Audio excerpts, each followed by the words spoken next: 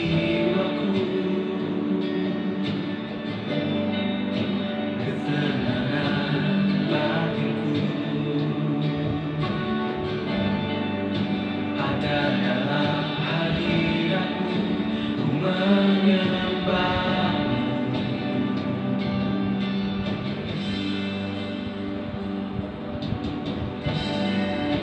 tersungkurku di kakimu. Rasakan hadiratmu, takkan ku melepaskanmu. Kau cahaya bagiku, mengiringmu seumur hidupku, masuk dalam rencanamu Bapa. Pikiranku, kehendakku,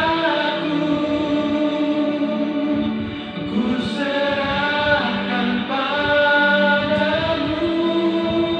Harapanku hanya di dalammu, ku kan teguh bersamamu Tuhan.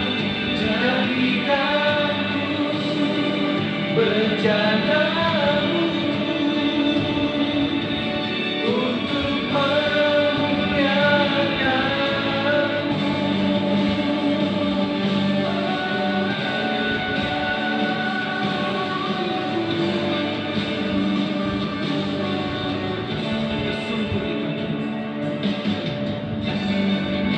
Tersungkur di kakimu, rasakan hadiratmu, takkan ku melepaskanmu. Kau cahaya bagiku, mengiringmu seumur hidupku, masuk dalam rencanamu Bapa. Pikiranku, kehendakku, ku serahkan padamu. Harapanku hanya di dalammu, ku kan teguh bersamamu Tuhan. Jadikanku berjalanmu untuk kemuliaanmu.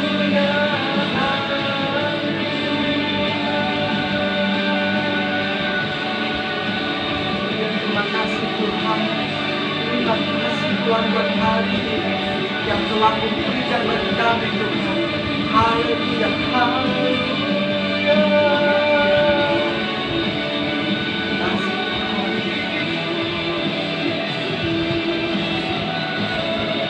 Mengiringmu seumur hidupku, masuk dalam rencanamu Bapa. Pikiranku, kehendakku, ku serahkan padamu. Harapanku hanya di dalammu, ku kan teguh bersamamu Tuhan. Jadikanku berjalanmu untuk memuliakanmu, untuk memuliakanmu.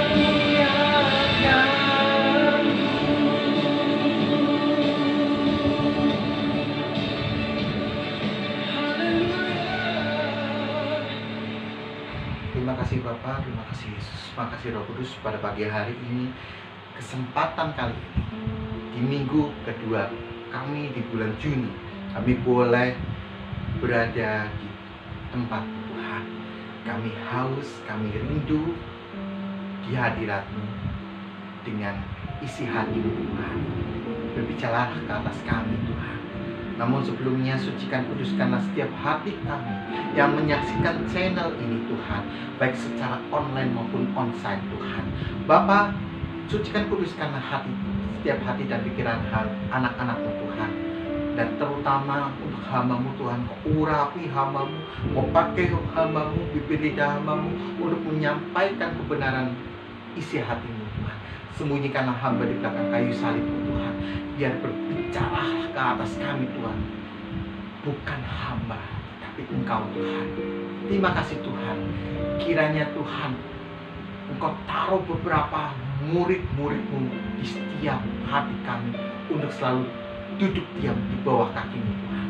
Kami mau setia, kami mau mendengarkan kebenaran firman-Mu, tidak hanya hari ini, begitu keluar dari tempat ibadah ini, kuasa urapan terus mengalir dalam kehidupan kami, sehingga kami boleh menjadi pelaku firman, bukan pendengar firman.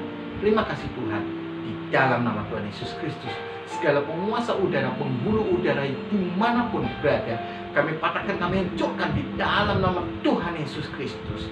Yang akan mengganggu ibadah kami, kami patahkan, kami usir di dalam nama Tuhan Yesus Kristus. Terima kasih Tuhan.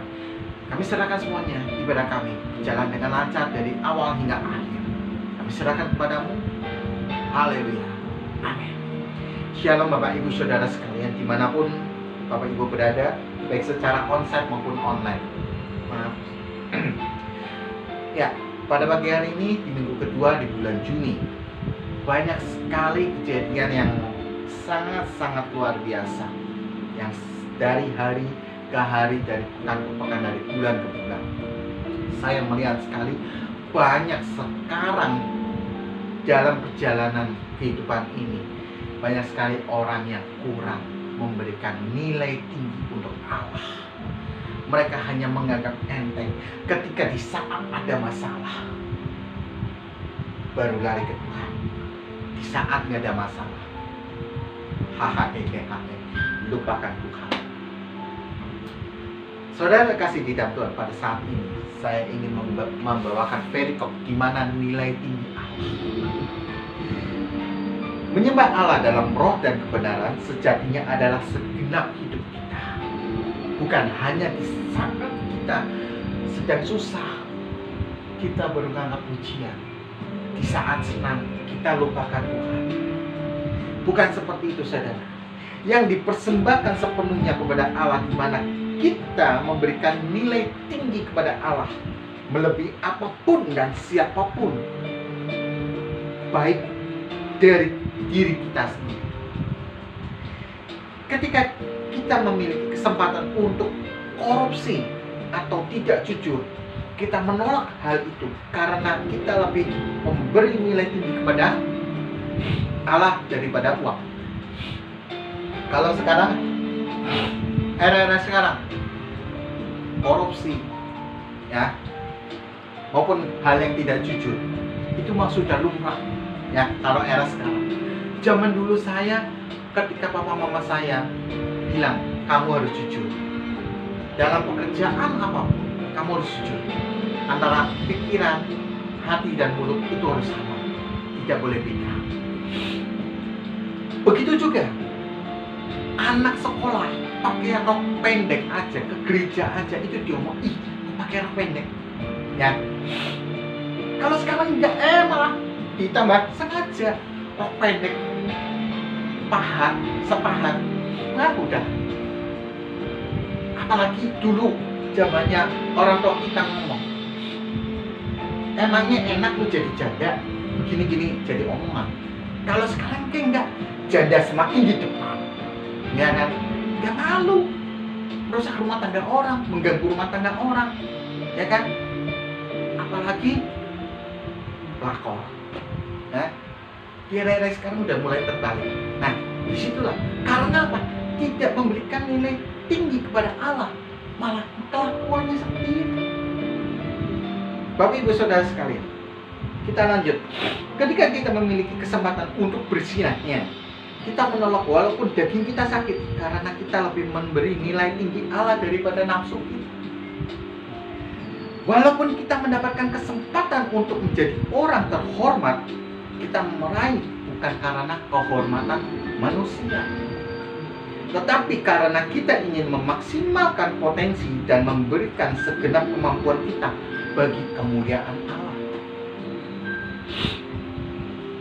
Bapak Ibu Saudara sekalian, saya sudah bilang,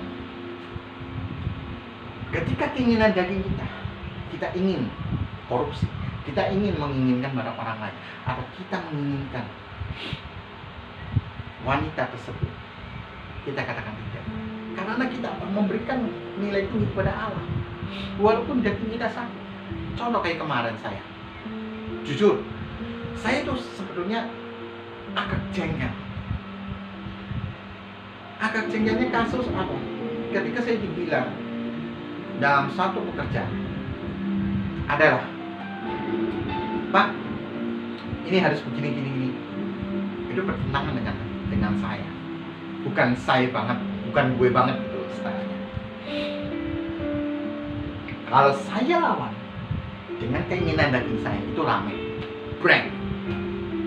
Tetapi saya apa? Saya pikir 2 kali, 1000 kali secara positif. Saudara pernah ngelihat film kartun? Yang film kartun, di sini ada malaikat, di sini ada iblis. Si iblis mengatakan lawan aja, lawan. Si yang malaikat datang, jangan lawan.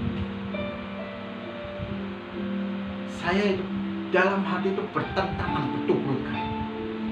Ketika itu saya ngambil keputusan, saya akan mematikan kedagingan saya akan lawan itu iblis. Saya katakan, sekarang kalau saya lawan iblis, untung gue apa? Lo bisa ngasih kontribusi ke gue? Diam si iblis. Tapi kan itu gini, si iblis banyak beralibi. Saya lawan persiblis. Sampai suatu ketika si iblis katakan, ya udah terserah lu. Udah. Lo minggir, biar Allah dan Roh Kudus bekerja dalam hati. Saya pun masih pendeta, ini pun masih ada perlawanan daging. Wajar. Kita hidup masih dalam daging, liputan dagingnya. Kalau kita udah roh, begitu muncul orang kabur, dikirain hantu. Ya, begitu juga kehormatan. Ya, walaupun kita mendapat kesempatan menjadi orang terhormat sekalipun, meraih itu bukan karena kehormatan manusia. Jangan gila hormat, bos. Ya, kehormatan yang kita dapatkan itu bukan dari manusia, tetapi melainkan dari Allah.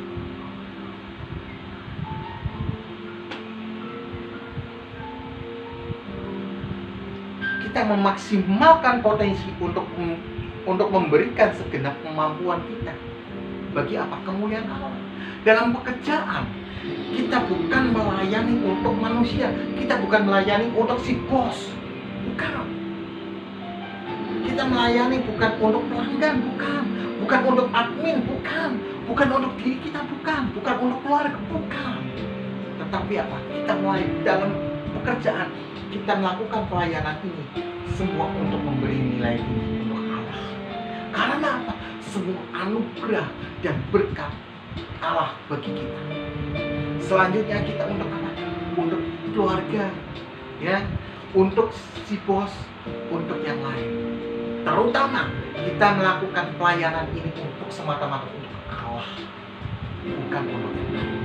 Karena kalau kita memandang manusia, kita memandang si bos jenggeli, si bos nyebelin, si bos begini, si admin begini, si admin ini, oh si ini, si Yosef begini ya, gak masuk target yang nyebelin nih. Kalau kita melihat manusianya, mengecewakan. Yang ada pecat, yang ada ganti. Tapi kalau kita melihat Allah, maka semua akan diberkati. Pekerjaanmu akan diberkati, karyawanmu akan diberkati, rumah tanggamu akan diberkati.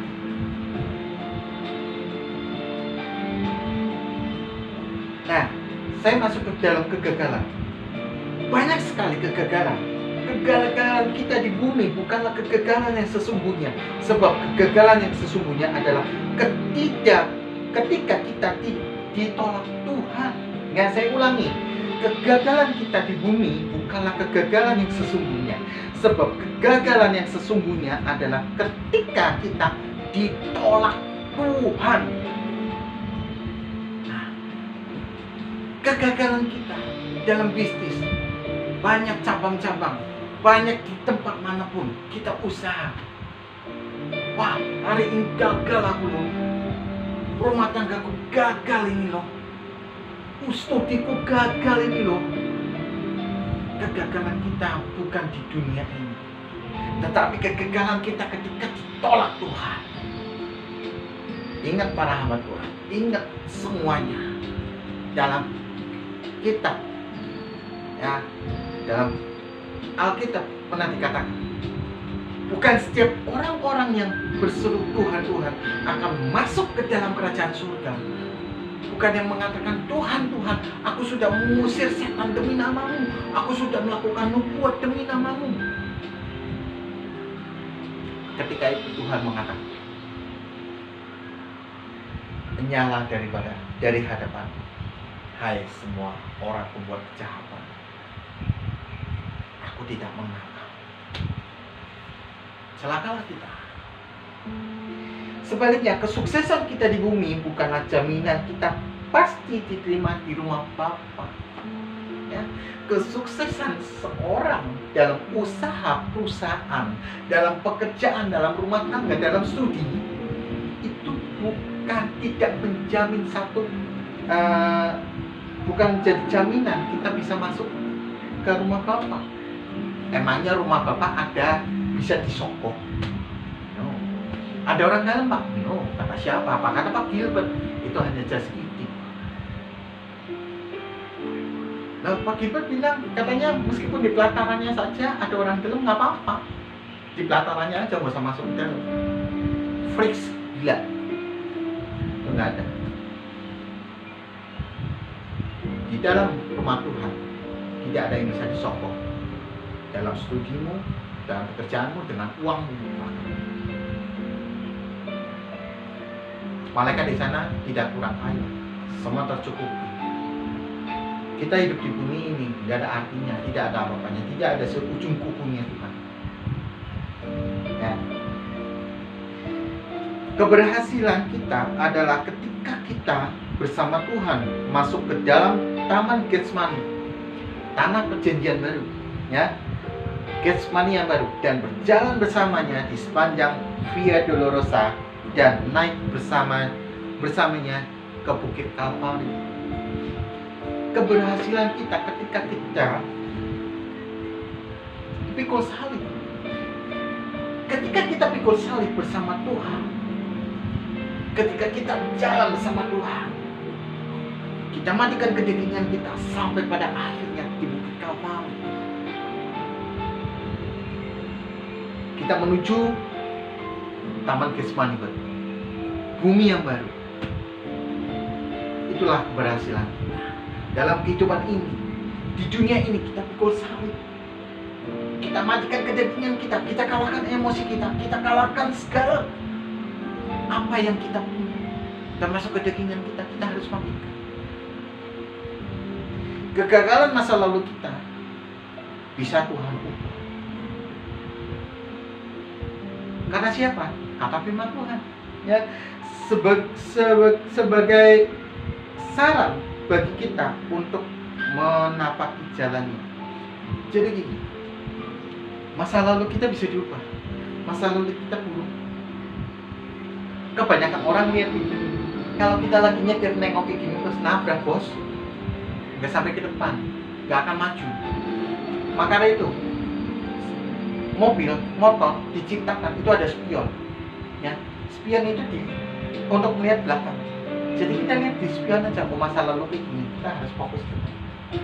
Jadi tahu, masa lalu kayak gini, berarti kedepannya aku harus begini. Jangan sampai jatuh ke belakang. Orang yang menyadari bahwa segala sesuatu yang ada padanya adalah milik Tuhan dan menggunakannya selalu sesuai dengan kehendak Tuhan akan menikmati perhentian yang indah. Ya, sekali lagi, orang yang menyadari bahwa segala sesuatu yang ada padanya adalah milik Tuhan, yaitu usahamu, pekerjaanmu, ya, rumah tanggamu, ya, keberhasilan studimu, itu semua milik Tuhan.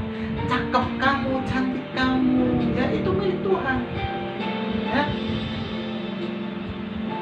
Jangan merasa, wah, saya nih bisa sukses kayak gini, sekian tahun aku membangun, itu semua karena jerih payahku. Itu semua jerih payah dari apa? Dari Tuhan. Kalau Tuhan tidak menghendaki lu bangkrut saat itu, kalau rumah tanggamu, kalau studimu, wah, aku bisa naik kelas, wah, aku bisa lulus dengan cum laude, ya, bukan kolot tapi cum laude.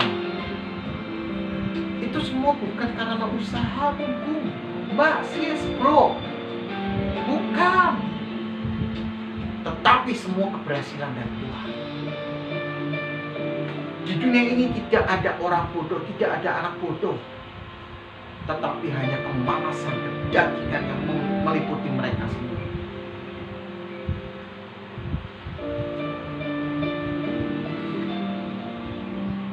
Dan menggunakannya sesuai dengan kehendak Tuhan. Jadi kata, dalam pekerjaan kita untuk memuliakan Tuhan. Dalam pekerjaan kita itu anggap sebagai pelayanan kita kepada Tuhan. Nanti suatu saat akan menjadi perhentian yang indah. Tugas kita sudah selesai. Sebagai hamba Tuhan pun, ya, bukan rebut jemaat sana, ribut sendiri jemaat sini, kondok-kondokan antara hamba Tuhan. Rebut sana, rebut sini, rebut sana, rebut sini, ya kan? Itu jemaat bukan jemaat kalian, jemaat Tuhan. Ya. Bagaimana kita akan menikmati perhentian yang indah kalau kita masih gondok-gondokan antara para hamba Tuhan? Nggak lucu. Dalam firman Tuhan apa? Engkau telah menyelesaikan pertandingan. Di situ menikmati perhentian yang indah. Jika kita pikir masalah hidup hari ini lebih besar daripada hal kerajaan Allah, berarti kita sedang memberhalakan masalah. Ya, jelas. Dalam kehidupan ini masalah banyak, bro, bung, sis. Bapak ibu saudara sekalian yang masih menyaksikan channel ini dan juga yang masih setia di onset, walaupun agak panjang, walaupun agak menganukan. Tetapi saya katakan, jika kita berpikir masalah hidup hari ini, ya, masalah hidup hari ini di garis merah, bila perlu di bolpen merah, bila perlu di stabilo, jangan di titik X, ya, lebih besar daripada kerajaan Allah, berarti kita sedang memberhalakan masalah. Ketika kita menyerahkan, Tuhan, aku serahkan masalahku, permasalahanku kepadamu, Tuhan, sudah diserahkan, ini sudah lepas. Tapi begitu pulang gereja, masalahku masih ada lagi, masih nangis lagi, termehek-mehek lagi, aduh, aku diputus pacar, aduh, aku dipecat, aduh, aku buat cuan-cuanin bocah ini, si pun nih, Boni, jangan punya bapinya. Ketika dalam menghadapi permasalahan hari ini, untuk hari ini, jangan memikirkan terus. Kita berapa? Ucap syukur dalam segala hal. Kita mendukakan Allah kalau kita sedang memberhalakan masalah. Jangan sampai rencana Allah tidak digenapi dalam kehidupanmu, dalam hidup kita. Karena kita menuruti keinginan yang bertentangan dengan isi hatinya. Kenali siapa Tuhanmu, Tuhan Allah kita. Kenali.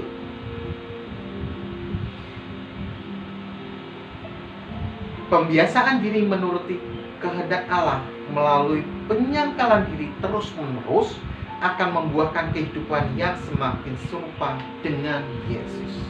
Ya.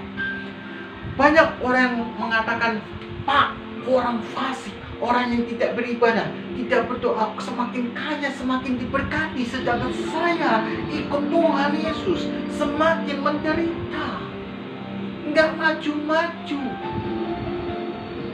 Ingat, dalam Amsal dikatakan, janganlah kamu bergaul dengan mereka, karena mereka adalah ingin membinasakan. Apa? Kapan binasa-binasanya? Suatu saat.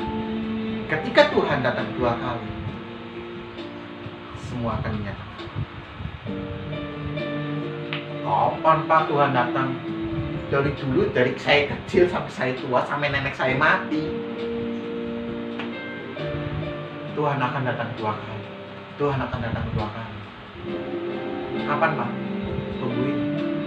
Tungguin aja. Yang suatu saat ketika Tuhan datang, kamu diangkat atau kamu ditinggalkan. Dan itu aja.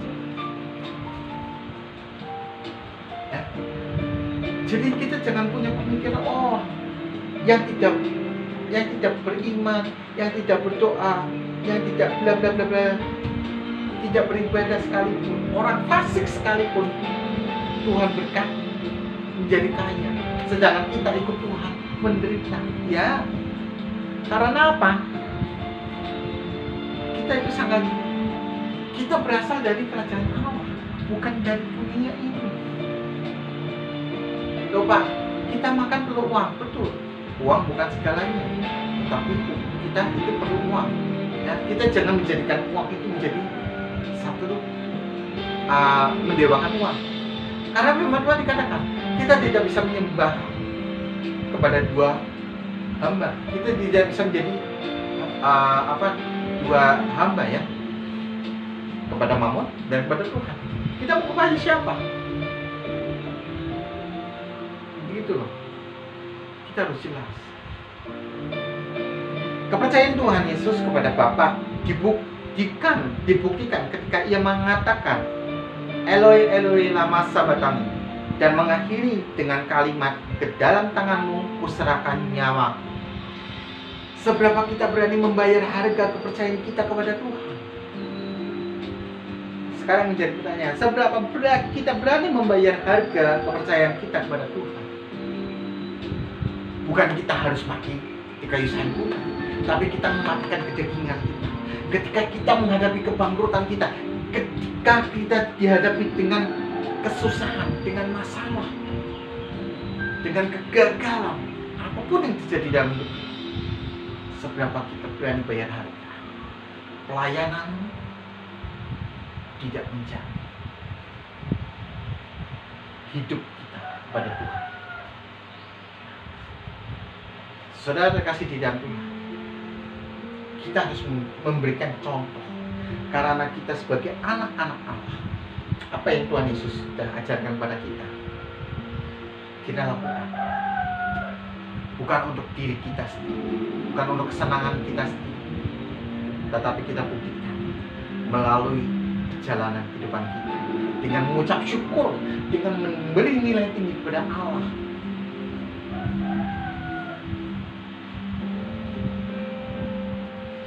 Bukan berapa banyak yang kita miliki, tapi ketika kita memiliki hubungan yang harmoni dengan Tuhan, maka berapapun dan apapun jadi membahagiakan. Ya, tentu. Berapa banyak yang kita miliki, bukan berapa banyak yang kita miliki. Lo mau punya uang 1 triliun, 1 kontainer, 1 rumah sekalipun, berapa hektar itu nggak ada. Ya, mama saya pernah mengatakan, kita bukan orang kaya. Panggilan nama kecil saya tetap, ya. Kita bukan orang kaya, meskipun masih bisa keluar kota dulu naik kereta api. Mama selalu mengatakan kita bukan orang kaya, tetapi kita orang senang. Belum tentu orang kaya merasa senang ketika keluar mau naik mobil. Aduh, kompor udah mati belum ya? Aduh, kunci berangkas sudah ini belum ya? Aduh, ini begini.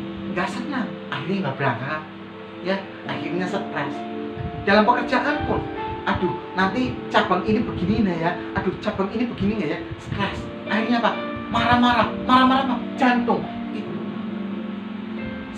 Sakit penyakit itu bukan berasal dari makanan saja, tetapi dari pola pemikiran, dari apa ya, dari sakit hati, dari ketidakpercayaan.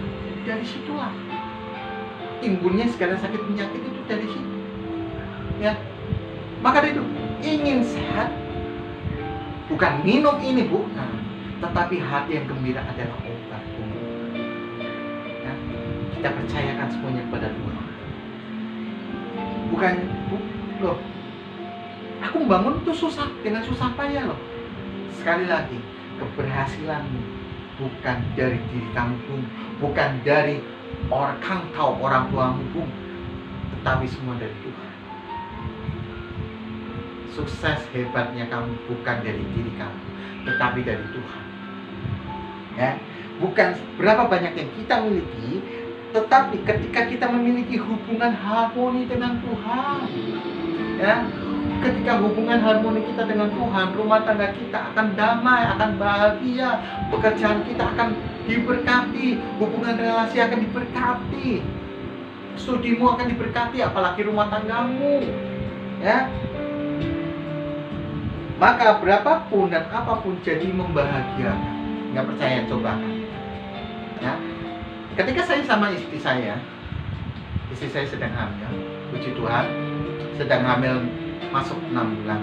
Saya katakan, kita bukan orang kaya, walaupun hidup ngekos, makan pas-pasan, kembang kempis.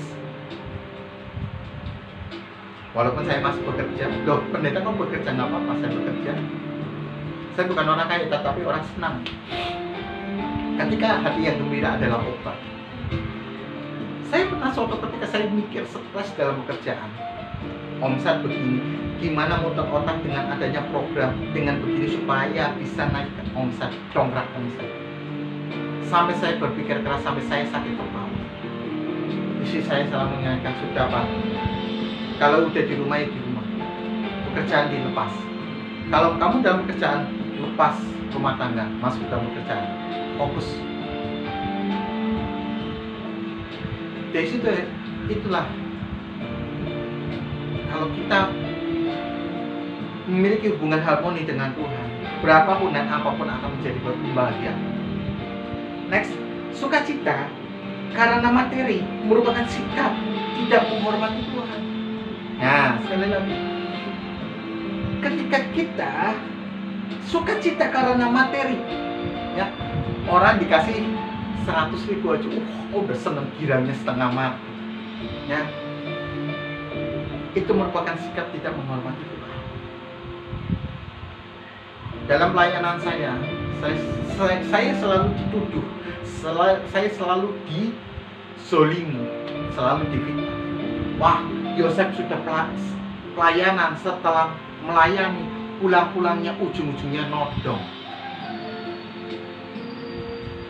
Ya, saya jujur aja, saya selalu diamplopin, saya dikasih amplop, saya dikasih PK, tetapi apa saya tolak. Ada hamba Tuhan mengatakan apa? Wah, bodoh kamu, dikasih PK kok ditolak, itu berpekerjaan kamu, ini begini. Saya teringat akan, kalau kita ikut omongan orang, kita makin gila sendiri. Sama seperti suami istri membawa keledai. Wah, suami tega ya, istri suruh jalan, akhirnya istri naik. Wah, istri macam apa itu ini? Akhirnya suami istri naik. Terus ada omongan lagi, wah ini suami istri nggak tahu diri nih, kasihan itu keledai, kasihan ini. Akhirnya mereka tuh, kalau kita ikut dengan omongan orang, gak bakal jadi.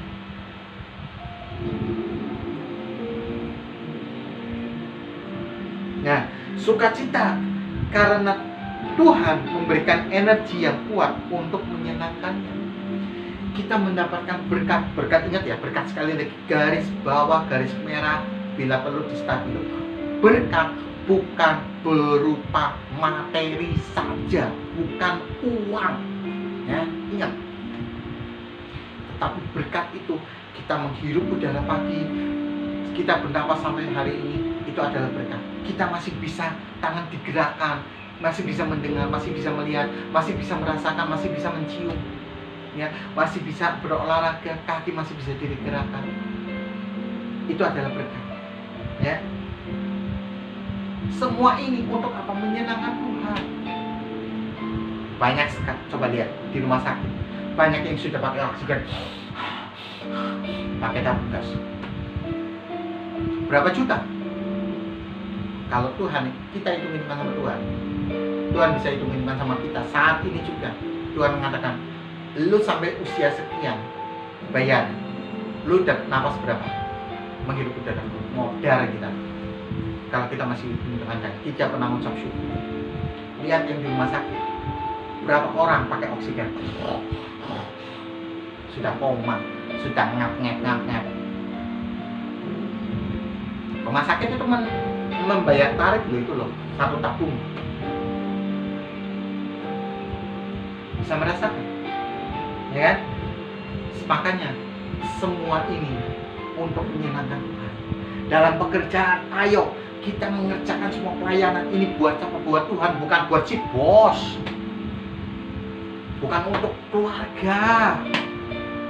Kalau kita nyari uang buat keluarga, Pak, betul, itu urut nomor 2. Nomor 1 adalah menyenangkan hati Tuhan. Kalau dalam pekerjaan kita bersungut-sungut, waduh Pak, sepi Pak, waduh Pak, ini ya sepi beneran. Karena ilmu, ya, ilmu saya kurang paham. Yang jelas, kalau kita memiliki aura negatif, maka seluruh alam raya itu memberikan aura negatif kepada kamu. Baik kamu ke toko ini sepi, ke toko ini sepi. Ketika kita berenergi, kita positif, pasti bisa. Omset pasti masuk, ya. Yang penting kita semangat dulu, kita positif dulu, pasti Tuhan buka jalan. Contoh saya penuh tekanan, Pak, aku bisa masuk target? Bisa. Saya nyemplung, bisa dulu.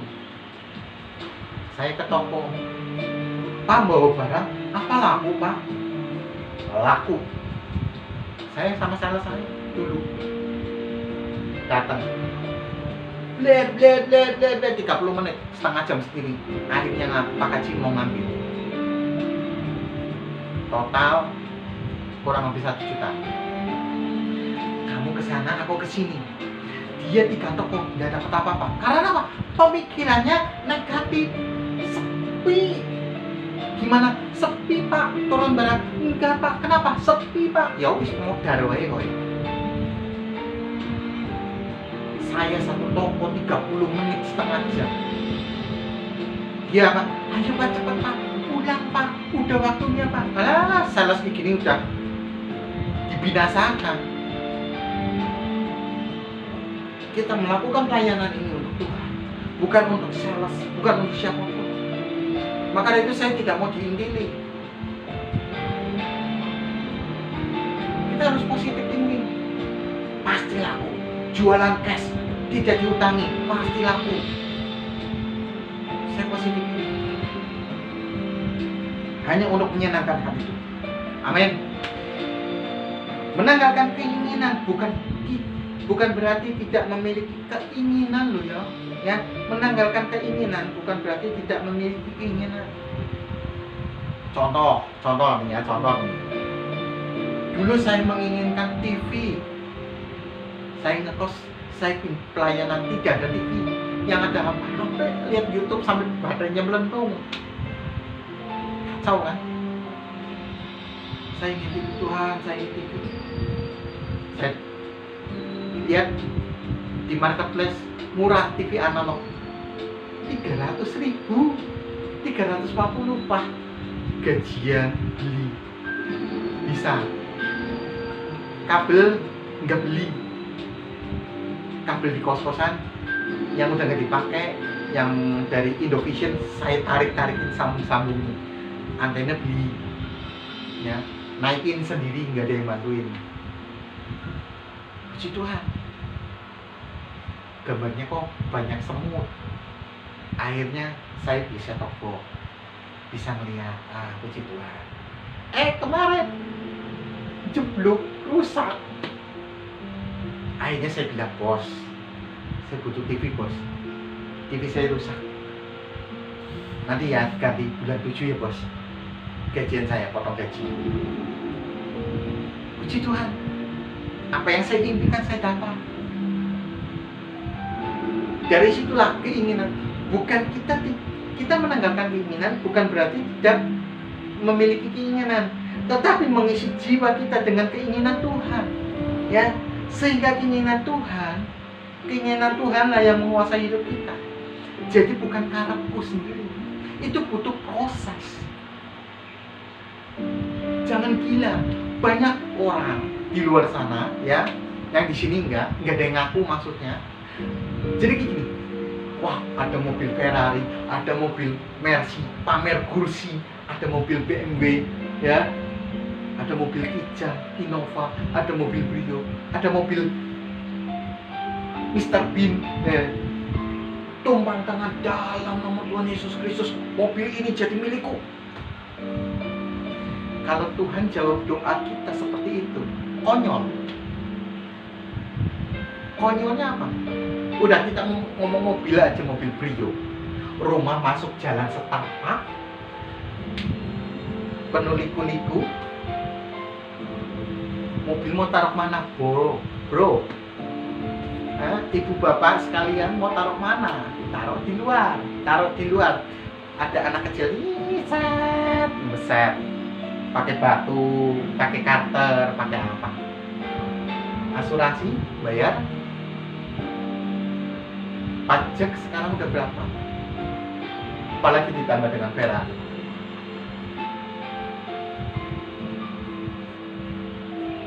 Jadi keinginan kita harus dimatikan. Itu saya butuh proses. Saya selalu bawa dalam doa, Tuhan, biarlah kehendak-Mu sajalah yang terjadi dalam hidupku, bukan kehendak, melainkan kehendak-Mu sajalah. Aku serahkan semua pada Tuhan. Ketika kita dalam pekerjaan kita melayani Tuhan tahu kok apa yang kita perlukan.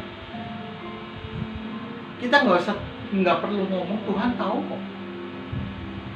Ketika lu butuh jodoh, Tuhan tahu kok kamu butuh jodoh. Gak usah minta pun. Tapi sekarang anak-anak sekarang banyak doa, Tuhan, aku pengen cowok yang seperti Liming, oh Tuhan, yang cakep, yang mancung kayak Pinocchio, Tuhan, putih. Aku mau cewek yang seperti Blackpink, Tuhan, putih, seksi, imut, lucu, putih, yang jelas bukan labur, bukan dengan cat. Nah, banyak anak-anak sekarang permintaan yang macam-macam. Boleh dalam doa kita, tapi Tuhan tahu. Ketika kita menuruti kehendak kita,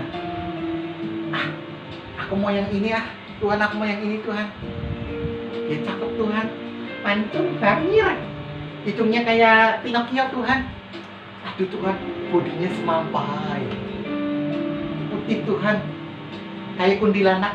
Enggak. Tapi kenyataannya yang bukan diharapkan, kasar.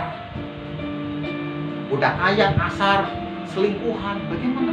Sakit Tuhan, aku sakit hati Tuhan, aku salah milih ini. Ya, kalau Tuhan bisa bicara saat ini, ya itu salahmu. Aku sudah siapkan buat kamu, tapi kamu minta milih yang ini. Banyak sekali pertanyaan di antara kita. Kamu milih pasangan kamu cakep, kaya, tapi tukang selingkuh. Kamu milih mana? Jelek, miskin, tapi setia. Pilih yang mana? Aduh, kalau bisa ya milih yang cakep, kaya, setia. Nggak ada. Raono, Sewu Siji, 1001. Nggak ada. Banyak cowok-cowok, Pak, aku dapet cewek cantik tapi tukang selingkuh Pak, menyakitkan Pak, mana? Salahmu. Cewek jelek Pak, nggak mau Pak, dikenalin jelek Pak. Boom, cewek jelek, bisa dipoles pun, tapi hati tidak bisa. Rambut boleh sama hitam, tapi hati tidak ada yang tahu.